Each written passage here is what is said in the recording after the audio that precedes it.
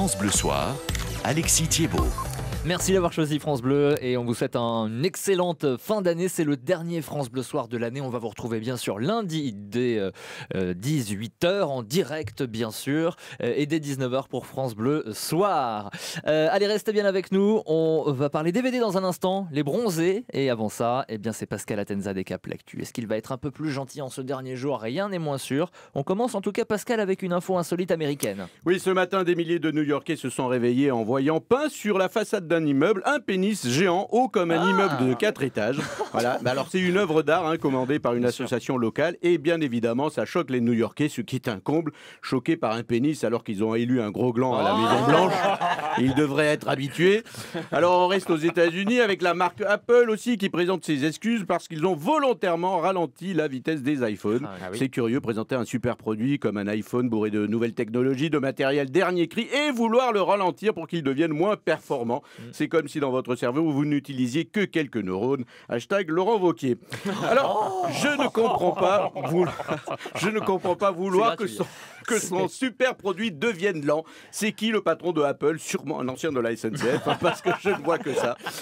Et en parlant de la SNCF, après tous les problèmes de ces derniers jours, grosse panne à répétition, annulation en tout genre, le patron de la SNCF, Guillaume Pepy, est convoqué par la ministre des Transports pour s'expliquer. Il est convoqué le 8 janvier prochain à 14h, mais il sera là à 15h30 s'il vient en train, évidemment. Et il s'excuse de la gêne occasionnée, mais il va quand même passer un mauvais quart d'heure et il va prendre cher. Ça lui rappellera le wagon-bar. Quand tu goûtes un sandwich au wagon-bar, après tu passes vraiment un sale quart d'heure et c'est cher.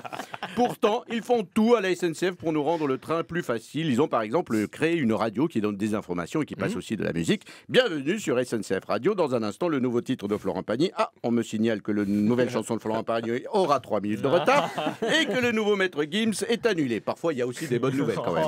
Allez, La radio de la SNCF est tellement en retard qu'ils viennent à peine d'annoncer la mort de Johnny.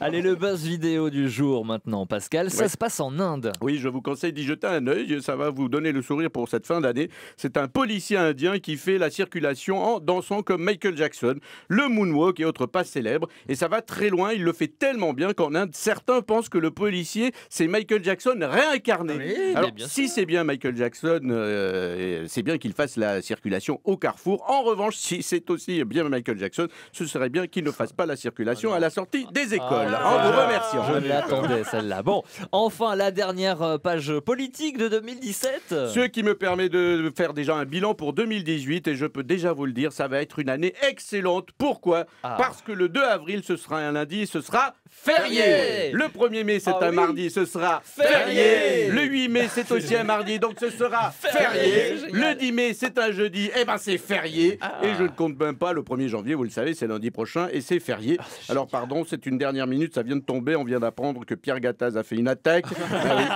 5 jours fériés et payés double pour certains dans une seule année, il n'a pas supporté, on lui souhaite rien.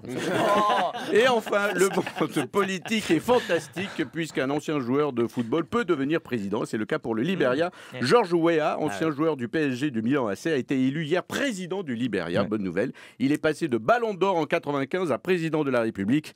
C'est vrai, on est quand même content que Ribéry n'ait jamais eu le Ballon d'Or. Pascal Atenza des Cap L'actu, c'est tous les soirs dans France Bleu Soir Magazine à 20h30. Notez bien ce rendez-vous 20h30 et vous retrouvez bien sûr Pascal Atenza sur francebleu.fr.